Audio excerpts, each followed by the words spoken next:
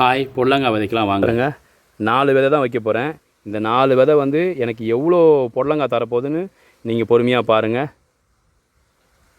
Video பார்த்துட்டு நிறைய பேர் நீங்களும் விதை வைக்க ஆரம்பிச்சிட்டிங்க. Thank you so much. நீங்களும் அது போல் கண்டிப்பாக நான் விதை வைக்கிற அன்றைக்கில் நீங்களும் விதை வச்சிங்கன்னா நல்ல ஒரு அமோகமான விளைச்சல் இருக்கும். இன்றைக்கி வந்து பௌர்ணமிக்கு வைக்கிறேன். நான் அடுத்த பௌர்ணமிக்கெலாம் உங்களுக்கு எப்படி இருக்குன்னு காமிக்கிறேன் பாருங்கள். இப்போ இந்த இடத்துல வைக்க போகிறேன். இதில் வந்து எப்படின்னா மரத்தில் ஏற்ற போகிறேன்னா இல்லைனா பந்தல் போட போகிறனா தெரியாது. அது வளர்றதை பொறுத்து நான் அதை மரத்தில் ஏற்றலாமா. இப்படி வந்து புட்டு மாதிரி வரணும். மண் நல்லா ஃபுல்லாகவே புட்டு மாதிரி வந்ததுக்கப்புறம் இந்த மாதிரி வேறு குப்பையெல்லாம் எடுத்து கீழே போட்டுருங்க. கொஞ்சம் தரையை விட்டு கொஞ்சம் உயரமாக இருக்கணும் இடம் நீங்கள் விதை வைக்கிறது.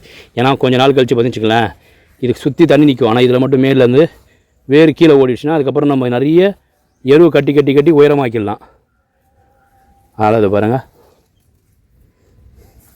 இந்த 4 விதை தான். ஒன்று வந்து இந்த சைடு, அடுத்தது வந்து இந்த சைடு. ஏன்னா ஒன்றோட ஒன்று பாதிக்காகாமல் இருக்கிறதுக்காண்டி இந்த 4 பக்கமும் வைக்கிறேன். இந்த 4 பக்கத்தில் வந்து எந்த பக்கம் முளைக்காமல் இருக்கோ அந்த பக்கத்தில் மட்டும் திருப்பி ஒரு விதை வைப்பேன். அப்போ தான் இதை பாருங்கள் 4 விதை. இந்த 4 விதையும் எவ்வளோ பொடலங்காய் கொடுக்க போகுதுன்னு பாருங்கள். சும்மா மேலோட வைக்கணும். அப்போ தான் வந்து செடி டக்குன்னு வரும். நல்லா லூஸ் மண்ணாக இருந்துச்சுன்னா நல்லா தண்ணி ஊற்றுனோடனே கொஞ்சம் டக்குன்னு முளைச்சிரும். அதனால் ஃபுல்லாக லூஸ் மண், கொஞ்சம் எருவு மண். செடி முளைச்சதுக்கப்புறம் எருவு கட்டுவோம் பாருங்கள். அந்த எருவு கட்டும்போது உங்களுக்கு நல்லா அது இன்னும் சத்தாக கிடைக்கும். எல்லா செடியிலுமே எருவு கட்டுவேன், அதுபோல் இதுக்கும் எருவு கட்டுவேன். இப்போ விதை போட்டாச்சு.